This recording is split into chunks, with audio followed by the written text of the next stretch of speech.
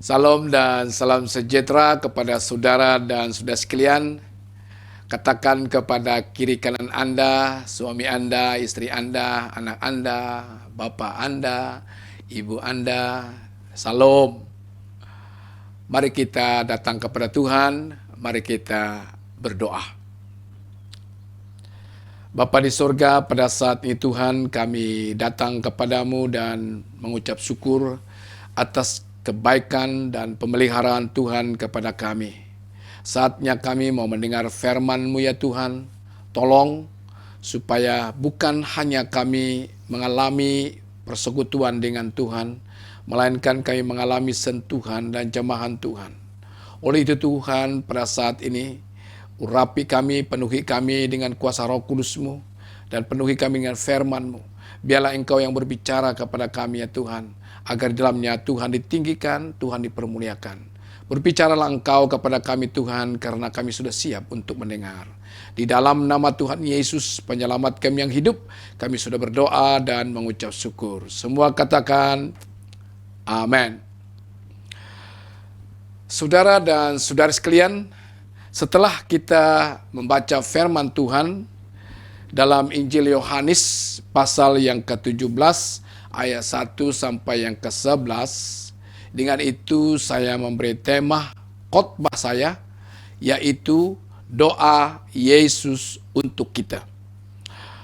Yohanes pasal 17 ayat 4 mengatakan, Aku telah mempermuliakan engkau di bumi dengan jalan menyelesaikan pekerjaan yang engkau berikan kepadaku untuk melakukannya. Ini adalah ungkapan Tuhan Yesus sebelum dia menjalani penderitaan, penyalipan, penganiayaan, dan dia memberi pesan dan berdoa kepada murid-muridnya, bahkan juga kepada orang-orang percaya.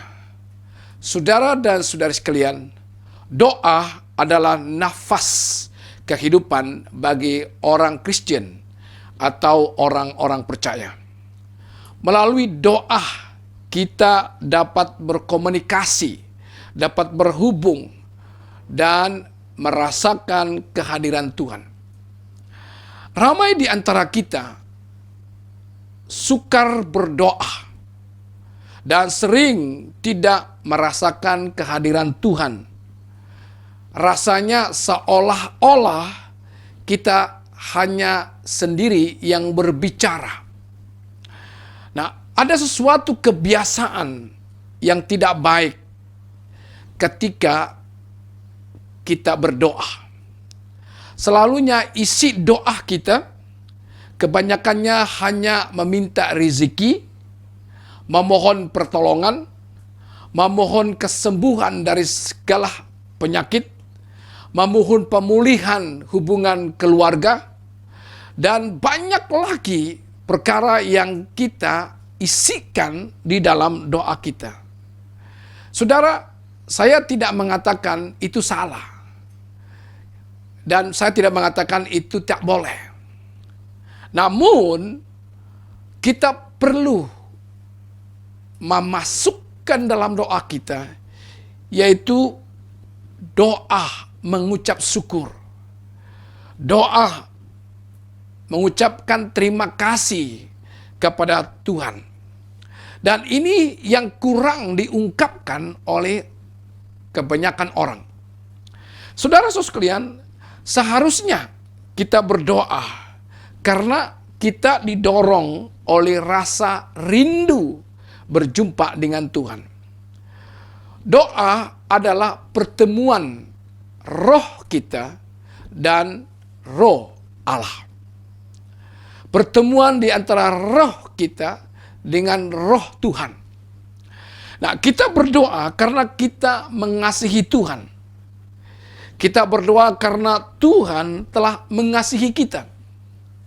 Memang bukan mudah, bukan senang bagi kita mengasihi Tuhan tanpa mengharapkan berkat-berkatnya.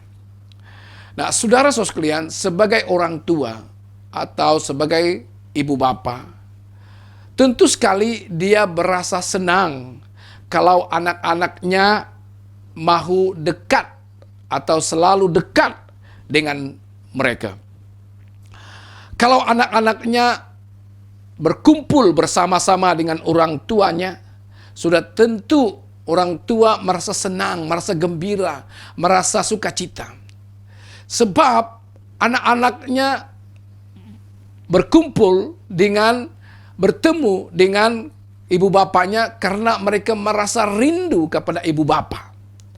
Nah, apabila anak-anak itu datang kepada ibu bapanya, itu menyenangkan hati, memberi sukacita, damai sejahtera kepada kedua ibu bapa. Nah, bukan disebabkan mereka datang kepada ibu bapanya karena ada permintaan-permintaan, melainkan mereka datang karena mereka sangat merindui kedua ibu bapanya. Hanya karena rindu mereka dengan ibu bapa, mereka datang. Maka apa respon kedua ibu bapanya? Sudah tentu ibu bapa senang hati, sehingga mereka menyediakan segala sesuatu, termasuklah makanan dan minuman yang disukai oleh anaknya. Saudara dan saudara sekalian, demikian juga kita. Waktu kita berdoa, itu karena rindunya kita kepada Tuhan. Karena kita rindu berkomunikasi dengan Tuhan. Karena kita rindu bertemu dengan Tuhan. Sewaktu kita rindu bertemu dengan Tuhan, dan kita berkomunikasi dengan Tuhan, kita berhubung dengan Tuhan, kita intim dengan Tuhan, maka segala sesuatu yang kita perlukan, Tuhan sediakan bagi kita. Amin, saudara. Saudara sekalian, semua kita diberi 24 jam sehari oleh Tuhan. Tuhan memberikan semua kepada kita. Dan setiap hari, hampir keseluruhan hari, kita habiskan untuk melayani keperluan tubuh kita, jiwa kita, emosi kita, kehendak kita. Hampir-hampir dalam setiap hari itu, kita tidak memberi ruang, tidak memberi masa untuk berdoa. Saudara dan saudara sekalian, berapa masakah, berapa waktukah yang saudara guna untuk berdoa, bersaat teduh dengan Tuhan setiap hari? Nah, saudara dan saudara sekalian, mungkin sikap kita ini menyedihkan hati Tuhan. Sebab Tuhan yang kita sembah, Tuhan yang kita percayai, Tuhan yang kita akui sebagai penyelamat, Dia adalah Tuhan yang mengasihi saudara. Sehingga Dia memberikan dirinya, sehingga Dia memberikan hidupnya, sehingga Dia memberikan seluruhnya untuk menebus kita dari alam maut dan memberikan kehidupan yang kekal bagi saudara dan saya. Yohanes 17 ayat 1 dan 3. Demikianlah kata Yesus.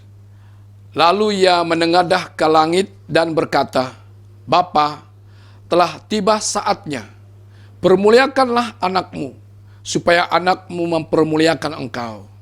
Inilah hidup yang kekal itu, yaitu bahwa mereka mengenal Engkau, satu-satunya Allah yang benar, dan mengenal Yesus Kristus yang telah Engkau utus.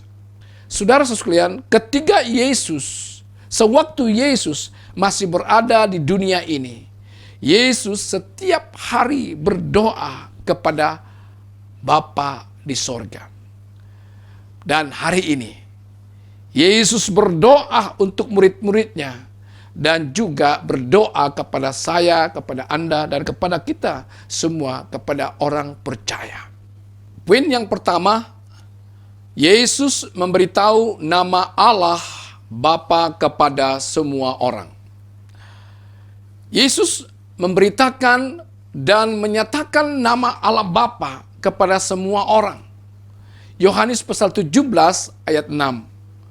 Aku telah menyatakan namamu kepada semua orang yang engkau berikan kepadaku dari dunia. Mereka itu milikmu dan engkau telah memberikan mereka kepadaku dan mereka telah menuruti firman-Mu. Saudara dan saudara sekalian, semua orang bingung dan tidak percaya bahwa Tuhan Allah menyatakan dirinya sebagai Allah Bapa atau Bapa. Roma pasal 8 ayat 14 hingga 15. Semua orang yang dipimpin Roh Allah adalah anak Allah. Sebab kamu tidak menerima roh perbudakan yang membuat kamu menjadi takut lagi. Tetapi kamu telah menerima roh yang menjadikan kamu anak Allah. Oleh roh itu kita berseru, ya Aba, ya Bapa. Dan Yohanes pasal 1 ayat 12 mengatakan, semua orang yang menerimanya diberinya kuasa supaya menjadi anak-anak Allah, yaitu mereka yang percaya dalam namanya.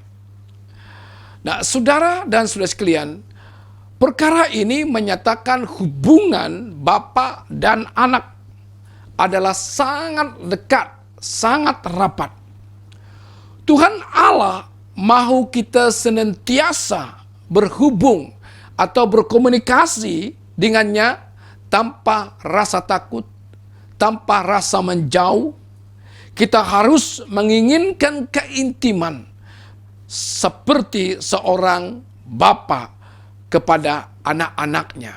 Dan ini bermakna Yesus berdoa supaya nama Bapa itu dikenal oleh semua orang, supaya setiap orang tidak mengenal Allah itu jauh dari mereka, melainkan Allah itu dekat dengan mereka, sama seperti Bapa dan anak mempunyai hubungan yang intim, hubungan yang dekat, di mana dia merasakan dirinya sebagai anak, bahwa Allah itu adalah Bapa.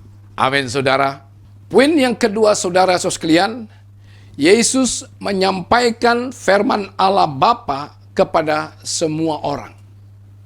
Yohanes pasal 17 ayat 8 mengatakan, sebab segala firman yang engkau sampaikan kepadaku telah kusampaikan kepada mereka, dan mereka telah menerimanya. Mereka tahu benar-benar bahwa aku datang daripadamu, dan mereka percaya bahwa engkaulah yang telah mengutus aku.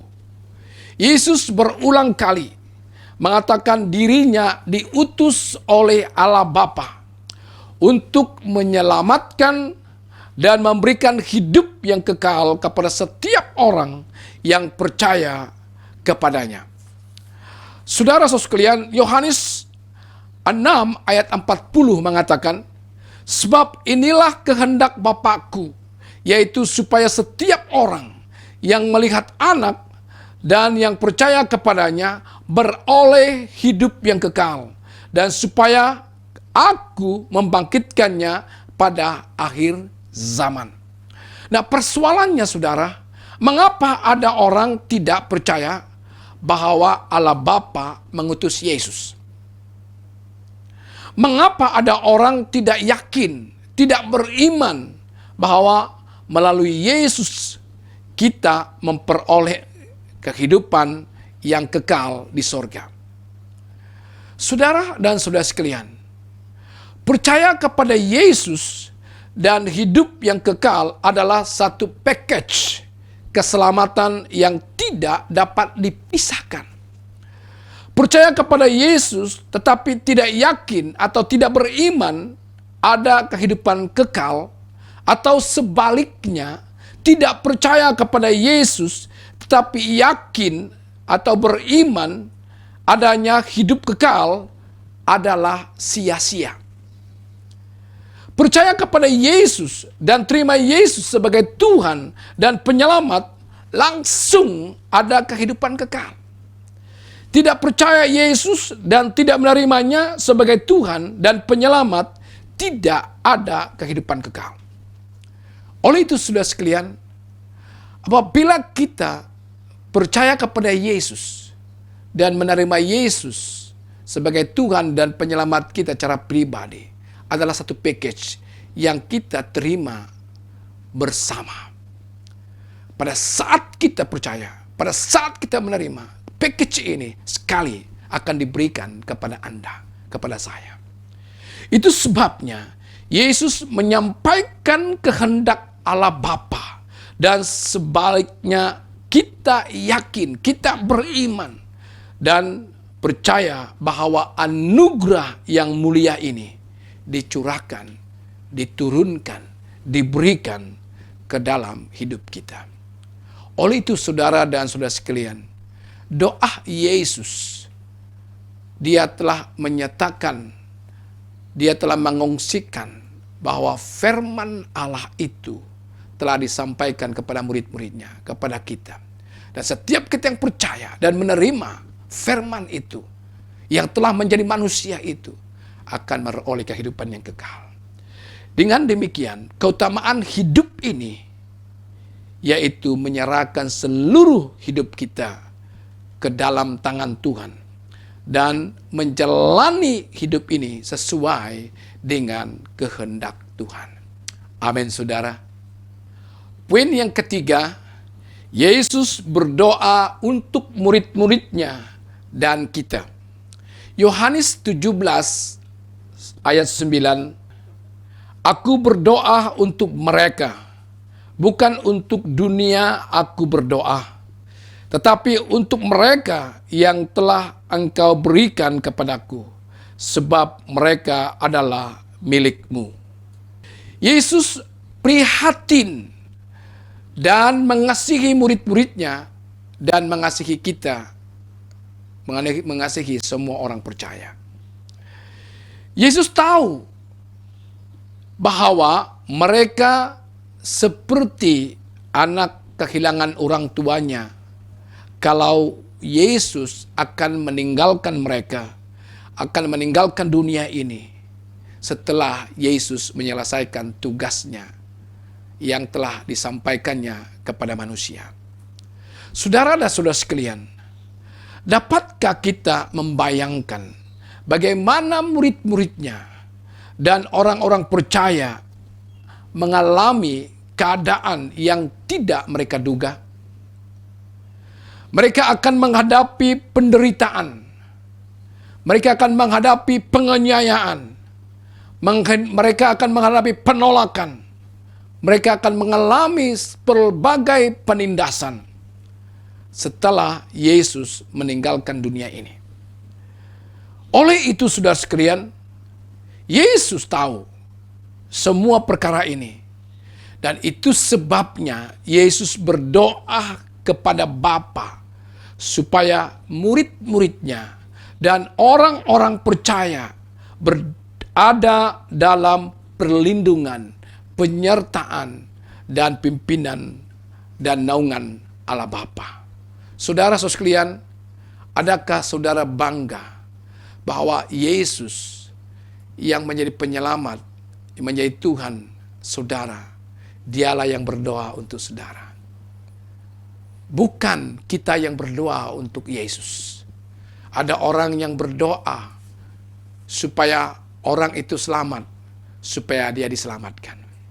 Tapi Yesus sendiri tahu bahwa kita akan mengalami berbagai penderitaan, berbagai pencobaan, berbagai pengalaman yang mengerikan. Itu sebabnya Yesus berdoa supaya sewaktu kita sebagai orang percaya menjalani hidup ini, kita berada dalam naungan, perlindungan, dan penyertaan Tuhan. Oleh itu, saudara sekalian, pada saat ini, perlukah kita tahu bahwa sewaktu kita melakukan tugas daripada Yesus, pasti kita akan dilindungi oleh Bapa. Itu sebabnya saudara, kita perlu mengetahui bahwa apabila kita melayani Tuhan, sewaktu kita memberitakan firman Tuhan, sewaktu kita pergi mengungsikan firman Tuhan kepada orang lain, jangan takut, jangan khawatir. Karena pada saat itu, perlindungan Tuhan bersama denganmu. Perlindungan Tuhan ada kepadamu. Kita tahu bahwa Allah menyertai kita. Karena Yesus mengatakan, akulah Immanuel, Allah berserta kamu. Kita harus menambah keyakinan kita. Kita harus meningkatkan iman kita. Kita perlu beriman dan berharap kepada Tuhan Yesus. Bahwa Dia selalu membela kita. Dia selalu melindungi kita. Allah sendiri yang membungkusi kita dengan penyertaan dan perlindungannya. Oleh itu saudara sekalian, pada saat ini, marilah kita mengucap syukur atas doa-doa yang disampaikan Yesus kepada Allah Bapa. Bersyukur untuk anugerah kasih Yesus yang tidak terhingga itu. Sebab Tuhan tahu siapa kita. Tuhan tahu masa depan kita. Tuhan tahu kesukaran dan kesulitan, cabaran-cabaran kita. Dan itu sebabnya Dia berdoa kepada Bapa, supaya Bapa melakukan sesuatu yang luar biasa dalam hidup kita. Apakah Anda memerlukan hadirat Tuhan? Datanglah kepada Yesus dalam doamu. Tahukah Anda bahwa Yesus sedang menunggumu? Datang kepadanya. Datanglah kepada Yesus dengan merinduinya setiap hari dalam doa Anda. Saya dan Anda perlu berdoa. Sebab doa adalah sumber nafas kehidupan kita. Doa adalah salah satu cara kita berkomunikasi dengan Tuhan. Berdoa adalah tempat di mana kita merasakan hadirat Tuhan. Doa di mana kita dapat berkata-kata, bercakap dengan Tuhan. Di mana kita dapat masuk dalam roh Allah. Karena roh kita dan roh Allah berkomunikasi. Oleh itu saudara sekalian, jangan abaikan doa Anda. Mulai hari ini, mulai saat ini, ambillah waktu setiap hari berdoa kepada Allah Bapa. Amin saudara. Mari kita berdoa. Terima kasih Tuhan atas firman-Mu yang sederhana ini. Tolong Tuhan, supaya setiap kami yang mendengar, kiranya Roh Kudus Tuhan memberi pengertian yang dalam, supaya kami dapat melakukan apa yang Tuhan kehendaki untuk kami lakukan. Ya Bapa di surga, pada saat ini, dalam doa kami mohon kekuatan daripada-Mu, agar setiap hari kami mempunyai waktu dan mempunyai kekuatan untuk melakukan, supaya kami dapat berdoa, supaya kami dapat berhubung intim dengan Tuhan sendiri. Oleh Tuhan, terima kasih atas firman-Mu. Berkati setiap kami yang mendengar. Berkati firman-Mu. Di dalam nama Tuhan Yesus, penyelamat kami yang hidup, kami sudah berdoa dan mengucap syukur. Semua katakan, amin.